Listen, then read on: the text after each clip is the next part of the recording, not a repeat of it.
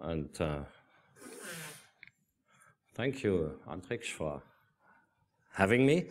It's a huge honor, actually, to deliver the closing note, and I will try to take a, I wouldn't say philosophical stance, but to develop some abstract ideas on the things we as a research community and vendor community, as I know there's quite some vendors in the room, we as a community involved with these types of devices, where types of devices is a very broad range. I will maybe come back to this later on. In any case, we will face some serious challenges, and I'm going to cover some of those. Just very quickly, I'm Enno. I've been involved with InfoSec in many different roles for nearly 20 years. I founded a company which does a lot of research in the space and in other domains too. In 2001, and I established a conference that many of you know called Troopers in 2008. The devices, let's just say IoT. I won't go into very formal definitions of stuff. Looking at IoT, we can certainly state that these devices control many aspects of our daily life already today, but even more so in the future. The air that we breathe, the vital functions of our bodies. I've not yet seen Marie, but she will certainly get back to this tomorrow. The physical properties of our, say, housing environments. The food that we take, and as the guy who just talked before me covered in other talks today, the things we move in. So our physical movement is controlled by this type of devices. And when I use the term is controlled, one should keep in mind that this term, to control something, actually has two dimensions, or it might even have more, but at least two dimensions important for my thinking here. There is the English term control, mostly has a dimension of actively steering something, whereas the term control in other languages, namely in German, has a second dimension, that is to monitor something. When in Germany you use a sentence like, the teacher controls the homework, der Lehrer kontrolliert die Hausaufgaben.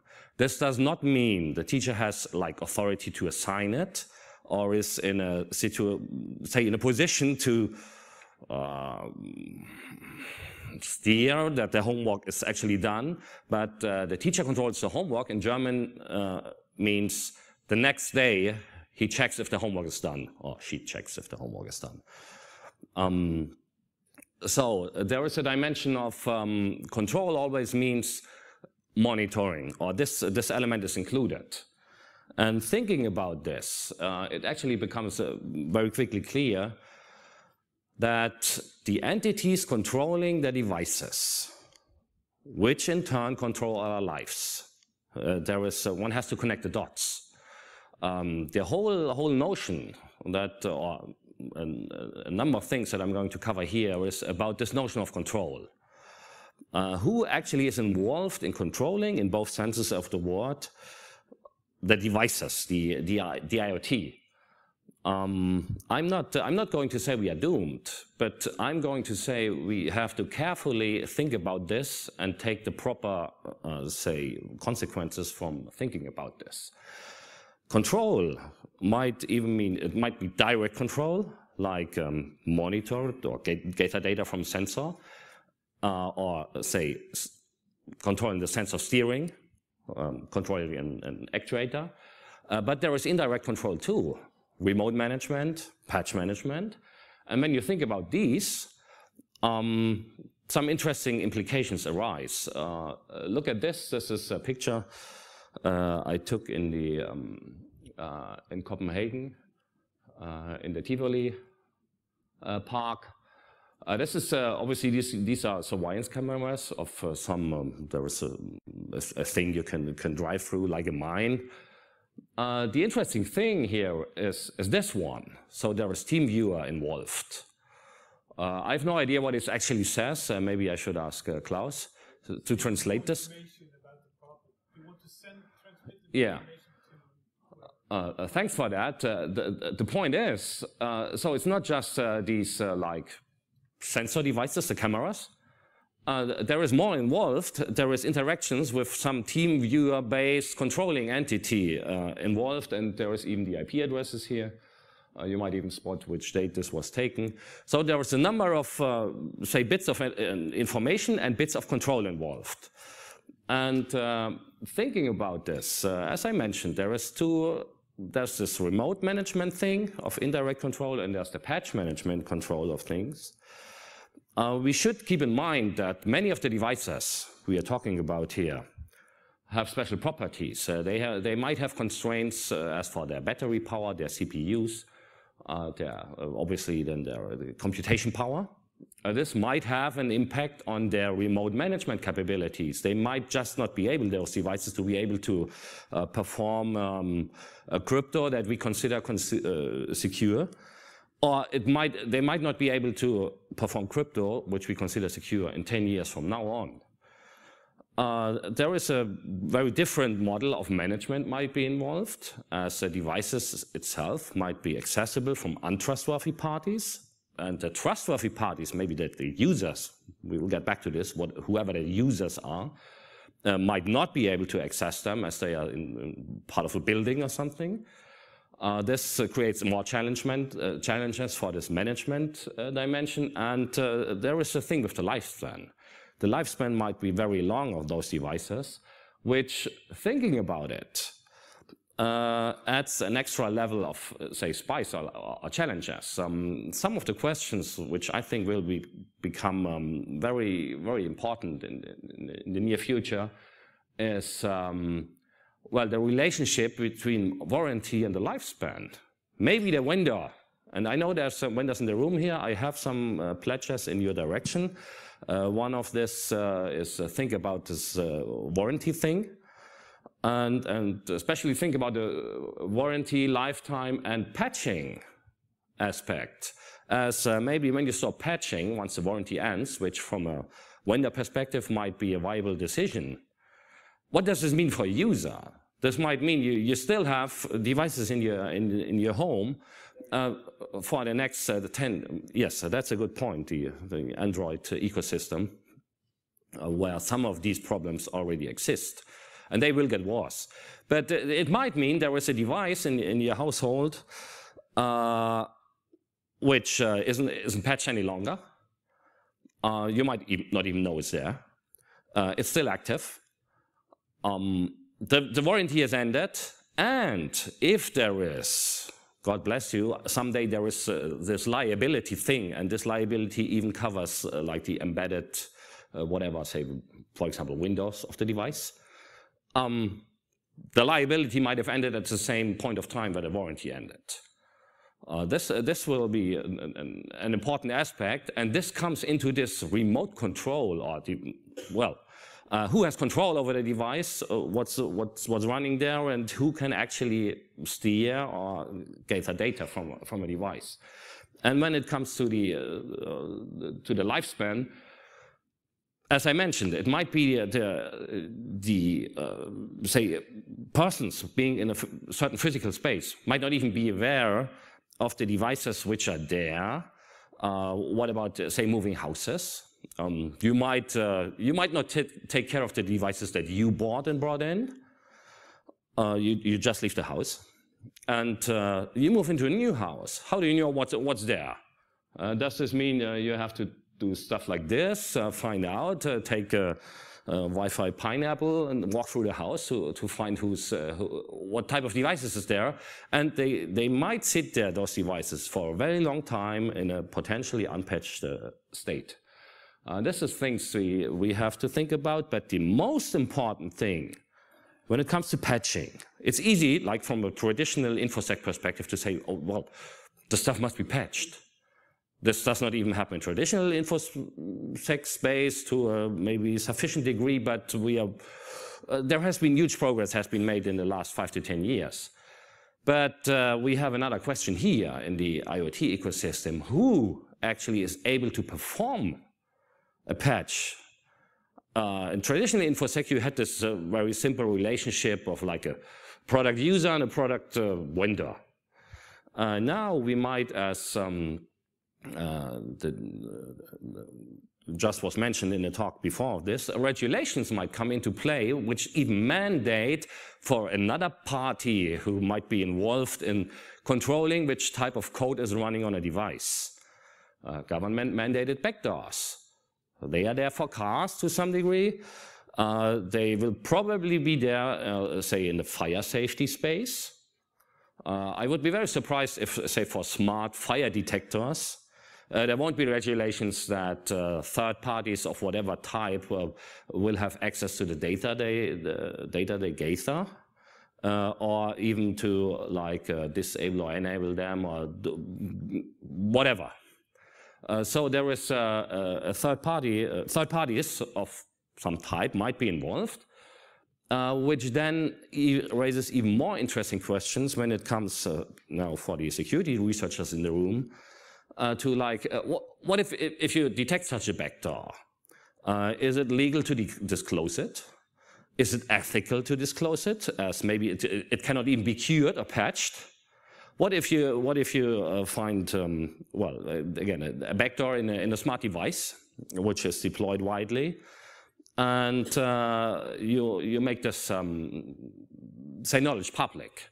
Does this mean whoever wants can take over the devices? This creates a number of ethical challenges, and I will very quickly take this as an opportunity to make you aware of this effort, which a Dutch guy, Ben Zevenbergen, leads at the Oxford Internet Institute. There's a huge collaboration effort of people who try to come up with an ethical framework for, say, internet technology, and namely internet-related or network-related research. Have a look at this at some point, and this does not only apply to you researchers here in the room, this does also apply to you vendors in the room, please. Getting back to the what type of, say, particularities and challenges do we have in the IoT space? One thing that, again, looking at traditional InfoSec, where I've been involved for quite some time, and now looking at the IoT space, it turns out that the role or the agenda of certain threat actors might have changed. There is all this, say, discussions about threat actors, nation states and agencies. Usually, most of us here in the room, I tend to say, do not have to care too much about this. Obviously, if you think you are a high-profile target for these type of threat actors, it might be wise not to bring smart devices in your home, but once you are in that position, you probably know this. The angle that is interesting, and that probably affects all of us, is I think it's a reasonable assumption. And again, I don't think I'm a conspiracy theorist. I'm just connecting dots and drawing conclusions. It's a reasonable assumption to assume that any sufficiently capable agency in the world, or state actor, or whatever how you would call them, has huge databases of, say, smart devices connected to the internet, of their types and vulnerabilities and whatever, just in case. And just in case could be, there is like, imagine there is a conflict between nations, a war. It could be helpful to know how to disable all the, say, electricity and communication infrastructure and to create havoc in the conflicting party. So probably from that angle, it makes sense to collect this data. And obviously, it might make sense to collect this data for whatever type of surveillance things. Again, I'm not saying we are doomed. I'm just saying, well, it's probably obvious that things like these are happening. So we have this type of actors with a certain agenda. Then in traditional InfoSec, we are hardly hit, or many of us in the sense of organizations, are hardly hit by ransomware. At DEF CON, there was a talk about ransomware on a thermostat thing, and there was much mocking about this. I don't think this mocking was justified. I mean, what would you do? Say it's winter it's cold, and on your thermostat there is Bitcoin or malfunction. You would pay whatever. I mean, a small amount of money, but again, we will see things in the space, and here it's just about control. Who has control over the device, which in that case the perceived legitimate owner doesn't have. We have a fully different set of objectives and somewhat threats here. The objective, like in traditional InfoSec, CIA, confidentiality. Well, confidentiality in the, let's leave the privacy aspect aside for a moment, is not a really relevant objective in most parts of IoT. Control is. Who can control a device? Who is involved in this? That's the, from my perspective, I think, main question. And there will be changes in the types of attacks as well. Look at this. This is when he was still young and cute. You might know the movie. It's a spy game. The plot here is that it's about some entity has an interest in killing somebody, and it's happening in Beirut in the 80s. And this killing is not going to be performed by brute force, say weapons, but the plan is to kill that person by like a poisonous injection from the personal doctor of that person. So this is what these two guys discuss here. And this is a very interesting angle. And one of our customers is a manufacturer of medical devices. I can tell you, for them, this is a real threat. This is on their top priorities of threats when they discuss the security properties of their devices. How can we like protect from these scenarios? That somebody gets treated by one of our devices and harm is done to that person. Certainly the, say, agencies of all types have many ideas here, and keep in mind, they will have huge databases. I'm pretty sure, EMW is based in Heidelberg. Heidelberg has a reputation of very good medical care, and there is a number of wealthy clients coming, namely from the Middle East to Heidelberg to get medical treatment. You can be sure that, I think it's a safe assumption, that some threat actors from the Middle East have databases of the types of medical devices which are deployed in Heidelberg hospitals. That's not, again, I don't think this is conspiracy theory. This just makes sense from their perspective. So we have a number of particularities and challenges in the IoT space, which brings us directly to the question, what's needed from a very high-level perspective? We need a realistic understanding of threats. It's different threats than in traditional IoT, InfoSec. There's new threats, the risks of threats might change. We need, obviously, understanding of the measures. We need to understand the trust relationships between these systems and the actors involved. Obviously, we need the ability to control devices in a proper way, whatever that means. Let me get back to this in a second. And of course, we need quality assurance. And maybe education of the stakeholders involved might not hurt either. So who are you going to call for this? Well, the question can be simply answered in a simple way. Who's in position to provide all this? Reasonable judgment, quality assurance, I think, quality assurance, knowledge about trust relationships. Well, I mean, realistic understanding of threats and measures. We discussed this in this room today. So in the end of the day, thinking about it, who should contribute to solving these challenges if those are solvable to a reasonable degree at all? But my overall personality, I'm an optimist, even though you might have gained different impressions so far. Well, trust relationships.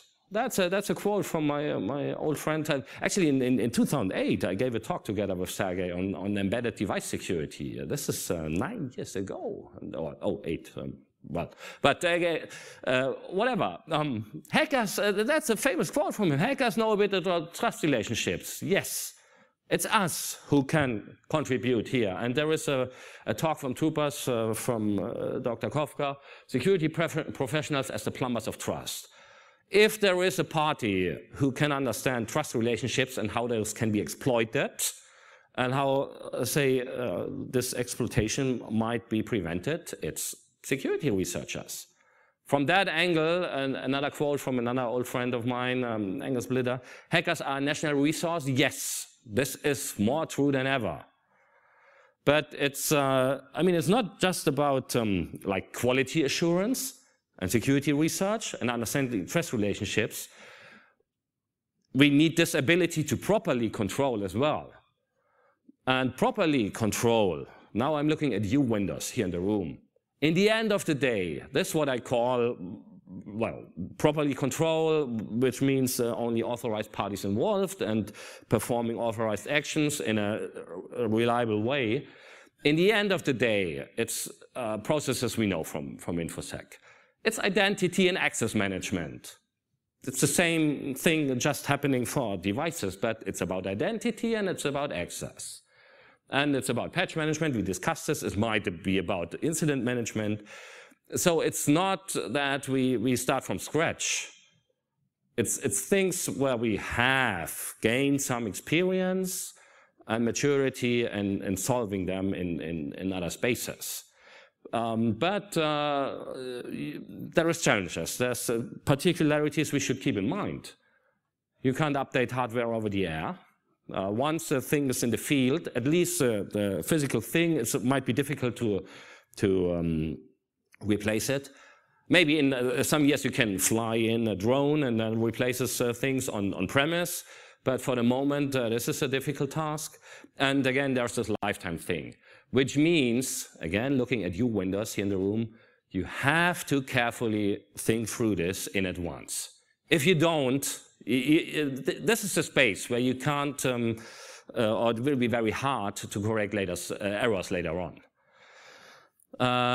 Switching back to, staying in the realm of vendors, there is one element which, again, has been mentioned several times today.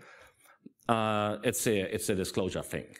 At ERNW, we have, given the amount of research we do, we have a dedicated tracker for the open disclosure processes, which at any time holds like 1,000 or maybe 20. That's an average number of processes in there. I can tell you, say, at least half of them, with a growing tendency, is about some IoT stuff, whatever, alarm systems, medical devices, stuff in cars, well, this type of stuff. And in, say, 90% of, maybe 80 in the interim, percent of cases, disclosure is very tedious. Find out the right contact person and not being like, oh, could you please contact customer care? No, I want to report a security vulnerability. Yeah, can you leave an evaluation? How good was customer care? Well, it's difficult to identify the right persons, the right channels. It feels a bit like 10 to 15 years ago in traditional InfoSec space. Oh, why did you touch this? Who authorized you to do this? We will sue you. We have had this still. I mean, it's 2016. So in the old world, there was a, say, more or less easy model. I mean, in the era of policy, which shaped my thinking in the space a lot, there is a kind of a vendor user and a finder. The vendor finder is the researcher.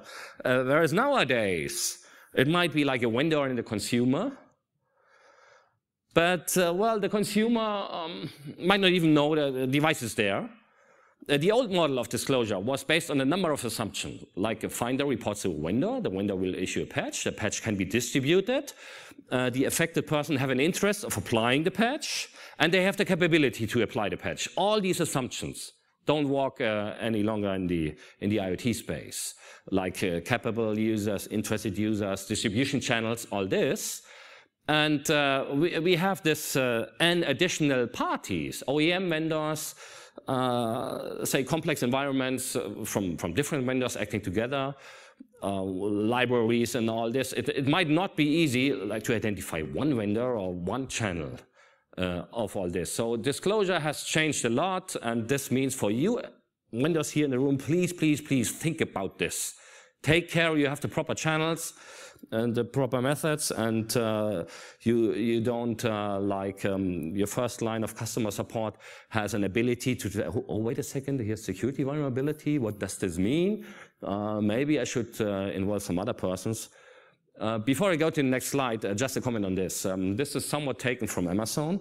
So if you have the impression this is politically incorrect, as there's a gender stereotype here, well, blame Amazon, but I can tell you it's not true anyways. The SO of this person right now is taking care of the 5 kids. And she's preparing some stuff for going out with her ladies later on, while her SO takes the kids to bed. So it's not as easy as it might look like. Just saying. Back to say our real say topic here. The role of InfoSec and the role of researchers in this world. I mean, it's us who know the stuff. It's us who understand again how to provide quality assurance, to give it a nice name, how to tackle some of the involved problems, how to understand trust relationships. So we have a particular responsibility now, more than ever. That's not to feed you maybe inherent narcissism, but one has to be aware. People here in the room will be responsible for, say, how society's life might look in 3 or 5 or 10 years. As people here in the room can provide exactly these: quality assurance, trust relationships, control mechanism, education. And from that angle, everything that happened today, I think, was a huge contribution. Have a great evening, and I'm looking forward to tomorrow. Thank you.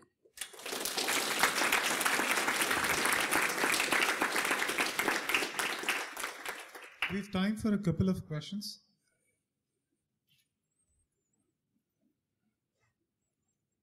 I'm the guy between you and the drinks, so.